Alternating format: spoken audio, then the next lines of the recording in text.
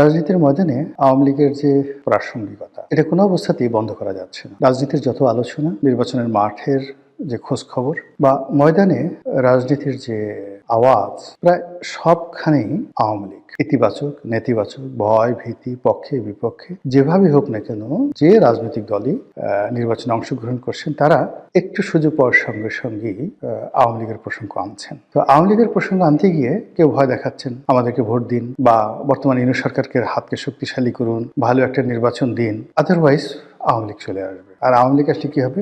ডলা, এমন ডলা দেবে একেবারে কিয়ামত পর্যন্ত সেই ডলা বলতে পারবেন। এগুলো একটা গ্রুপ। দ্বিতীয়ত হলো দেশি বিদেশি বিভিন্ন পক্ষ, তারা বলার চেষ্টা করছেন যে আওয়ামী লীগকে ছাড়া নির্বাচনটা গ্রহণযোগ্য হবে না, ভালো হবে না, ভালো নির্বাচন হবে না, তোমরা টিকতে পারবে না, বেশি দিন থাকবে না।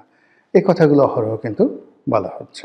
এরপরে যে জিনিসগুলো করা হচ্ছে সেটা হলো অনেকে ভয় দেখাচ্ছে যে ইতিপূর্বে আওয়ামী লীগের মতো একটা বড় দল, তারা নিজেরা নির্বাচন করেছে বিএনপিকে ছাড়া, তবুও তারা টিকতে পারলো না, গ্রহণযোগ্যতা পায়নি। এত উন্নয়ন, এত ডেভেলপমেন্ট, এত কিছু করার পরও শেষ পর্যন্ত তাদেরকে পালাতে হলো। তো সেক্ষেত্রে আওয়ামী লীগ এবং তাদের যারা সহযোগী রাজনৈতিক দলগুলো রয়েছে, সেই রাজনৈতিক দলগুলোর 50% ভোটার তাদেরকে বাদ দিয়ে তোমরা যে নির্বাচন করতে চাচ্ছ সেই নির্বাচন তোমরা বেশি দিন টিকতে পারবে না। এই কথার বাইরে আবার অনেকে বলার চেষ্টা করছেন, ওরে বাবা, আওয়ামী লীগের অবস্থা জানো? এদের মতো বদমাইশ কোনো দল আছে? পরতে পরতে এদের যাকে বলে শয়তানি বুদ্ধি, কোথায় বোমা মারতে হবে, কোথায় ককটেল ফুটাতে হবে, কার কোন জায়গায় বাঁশ দিতে হবে, কোথায় যাকে বলা হয় বট বাহিনী লাগাতে হবে। আপনি বোঝার চেষ্টা করুন যে গত 15টি বছর আওয়ামী লীগ আর জামাত একে অপরের সঙ্গে এভাবে মিশেছিল, আওয়ামী লীগও টের পায়নি যে তাদের মধ্যে জামাত আছে, আর জামাত আওয়ামী লীগের সঙ্গে থাকতে তাদের কোনো অসুবিধা হয়নি। তো সেই আওয়ামী লীগ যদি বিএনপি ক্ষমতা আসে, জামাত ক্ষমতা আসে, তাহলে তারা তাদেরকে স্বস্তিতে ঘুমোতে দেবে, খেতে দেবে, পড়তে দেবে, এটি কল্পনা করা যায় না।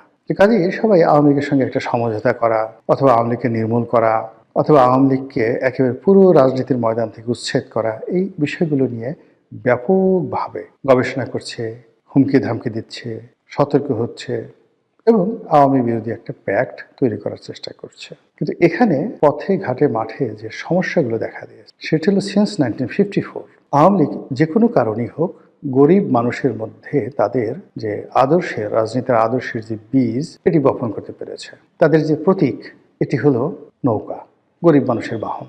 এবং এখনো পর্যন্ত আবহমান বাংলায় নৌকার যে কার্যকারিতা, অপরিহার্যতা, এটি আপনি অন্য কোনো বাহনের সঙ্গে তুলনা করতে পারবেন না। টিল নাও এখনো পর্যন্ত নৌকা 1 নম্বর পরিবহন। 2 নম্বরে যেটি আছে সেটি হলো এই দলটি গরিব মানুষের দল। তারা ক্ষমতা আসলে গরিব মানুষের জন্য সবকিছু করে, বিনামূল্যে তাদেরকে ঘর দেয়, টিউবওয়েল দেয়, 10 টাকা কেজিতে চাল দেয়, ইত্যাদি ইত্যাদি নানা রকম কথা। এখন তারা হয়তো কিছুই দেয়নি, কিছুই করেনি, কিন্তু ওই যে একটা রিক্সাওয়ালা, শেখ হাসিনার জন্য তার, শেখ হাসিনা নাই, সে কাকে ভোট দেবে, এই ধরনের কথা দেখেন ভাইরাল হয়ে গেছে। লোকজন জিজ্ঞাসা করছে যে শেখ হাসিনা যদি আবার আসে তাকে ভোট দিবেন? তারা বলে হ্যাঁ, অবশ্যই দেব। এই যে বিশাল অভুক্ত শ্রেণী, বিশাল অভাগা শ্রেণী, প্রান্তিক জনগোষ্ঠী, যাদের সবাই নৌকা, শেখ হাসিনা, বঙ্গবন্ধু, এদের জন্য পাগল। এবং পাগলের সাথে আপনি কিভাবে রাজনীতি করবেন? মানে আপনি কাউকে যদি বুঝাতে পারেন, বুঝানোর মতো একটা জায়গা থাকে। অনেক লোক বলে যে আমি হলাম, আমাদের বরিশালের আঞ্চলিক ভাষা, হিদলা পড়া আওয়ামী লীগ। আমি যখন করতাম, আমি যখন বিএনপিতেও গেছি, হাসতে হাসতে আগে আসলো যে এমপি সাহেব কাজটা করলেন কি, আপনি আওয়ামী লীগ ছেড়ে বিএনপিতে গেলেন, এই দেখেন আমাদের আওয়ামী লীগ করতে করতে শরীরে হিদলা পড়ে গেল, জীবনে কিছুই পাইলাম না, কিন্তু আওয়ামী লীগ তো ছাড়ি নাই, আপনি আওয়ামী লীগ ছেড়ে গেলেন কেন? আপনি এই কথা কি জবাব দেবেন বলেন? পরনের কাপড় ছেঁড়া, গায়ে গেঞ্জিটি পর্যন্ত নেই, কিন্তু মানে মুখ ভরা হাসি, দাঁত অনেকগুলো পড়ে গেছে, পান খেতে খেতে কালো হয়ে গেছে, আওয়ামী লীগ করে। এখন আপনি তাদের বিরুদ্ধে কিচ্ছু বলতে পারবেন না, বললেই সে আপনাকে আক্রমণ করে পড়বে। এইরকম একটা যাকে বলা হয় ফ্যানাটিক, একটা দুটো নয়, লক্ষ লক্ষ। এখন ঢাকা শহরে কত লাখ লোক রিক্সা চালায় বলেন তো আপনি? বা সারা বাংলাদেশে রিক্সা আছে কত? এই রিক্সাওয়ালাদের মধ্যে 99% লোক আওয়ামী লীগ করে, কেউ জামাত করে না, কেউ বিএনপি করে না। ঠেলা গাড়ি চালায় কত মানুষ, বুয়া আছে কত, এই বাংলাদেশে কত বুয়া আছে, গ্রামের কৃষক আছে কত, মেহনতি মানুষ, কুলি মজুর মোটে আছে কত, নাপিত আছে কত, ধোপা আছে কত, যে দেখেন 99% লোক তারা আওয়ামী লীগ করে, সব হিদলা পড়া আওয়ামী লীগ।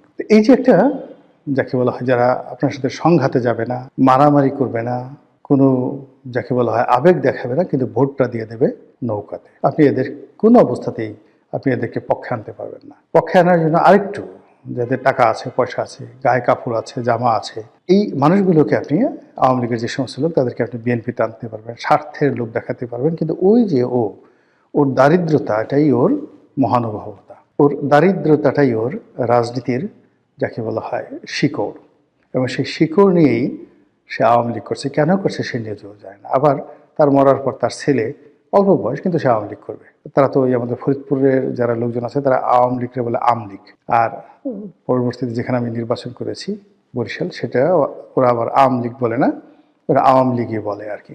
তো যেটা বলছিলাম যে এই যে তাদের যে একটা ফান্ডামেন্টাল গ্রুপ আছে, এটা তাদের একটা মূল পুঁজি, তাদের বিনিয়োগ, তাদের অ্যাসেট, এটার উপর নির্ভর করে তারা অনেক কিছু করে। এরপরে যেটা আছে সেটাও তাদের একটা খুব ডেডিকেটেড কর্মী বাহিনী আছে।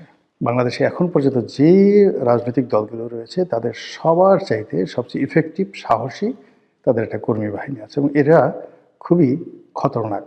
দলের জন্য তারা সব কিছু করতে পারে, বিভিন্ন রকম খতরনাক। আর এই খতরনাক কর্মীদেরকে দিয়ে তারা 1954-এ কি না করেছে, 1956-এ পুরো পূর্ব পাকিস্তান তছনছ করে ছেড়ে দিয়েছে, 1958-59-এ আইয়ুব খানের মার্শাল লকে চ্যালেঞ্জ করেছে, 62 সনে আইয়ুব খানের পুরো মসনদকে কাঁপিয়ে দিয়েছে, 66 সনে পুরো পাকিস্তানকে কাঁপিয়ে দিয়েছে, 69 একটা গণ অভ্যুত্থান করেছে, 70 একটা নির্বাচন করেছে, আর 71 একটা যুদ্ধ করেছে, মুক্তিযুদ্ধ।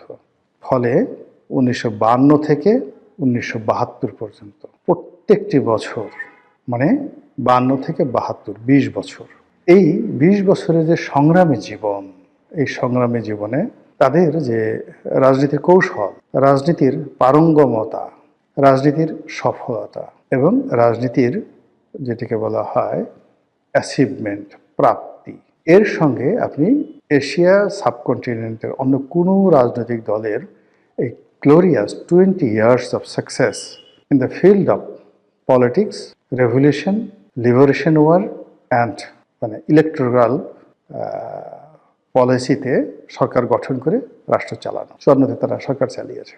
তো সব মিলে এই 20 বছর হলো তাদের রাজনীতির স্বর্ণ সময়। এই স্বর্ণ সময় তাদেরকে একটা লিগেসি দিয়েছে এবং সেই লিগেসি ব্যবহার করে 21 বছর পর ওই 20 বছরের লিগেসি ব্যবহার করে 75-এর 15ই আগস্ট থেকে শুরু করে একেবারে 1996 সন পর্যন্ত 21টি বছর ধরে তারা ক্রমাগত কচ্ছপের মতো তারা এগিয়েছে। কচ্ছপের মতো যাকে কামড়ে ধরার তাকে কামড়ে ধরেছে। 80-র দশকের যে পত্রপত্রিকাগুলো, সেটা বিচিত্রা, বিচিন্তা, আজকের সূর্যোদয়, নয়া পদধ্বনি থেকে শুরু করে যত নাম করা পত্রিকাগুলো ছিল, সেখানে গিয়ে দেখবেন যে শেখ হাসিনার পোর্ট্রেটগুলো কি ছিল। বিশাল একটা নাক ছিল, লম্বা একটা মানে গোল একটা চোখ ছিল, তাকে নানাভাবে চিত্রিত করার চেষ্টা করা হয়েছে, ভয়ঙ্কর, তারপরে শেষে দানবী, তারপরে শেষে ডাইনি, কি না করার চেষ্টা করেছে ওই সময়টাতে, এরশাদ জামানাতে। কাজ হয়নি, তিনি ওইগুলোকেই যে প্রাইড হিসেবে নিয়েছেন। প্রাইড হিসেবে নিয়ে পুরো এরশাদের জমানায় এরশাদকে জলে, স্থলে, অন্তরিক্ষে তছনছ করে ছেড়ে দিয়েছে। এরশাদের পরে আবার 91 থেকে 96 সে মানে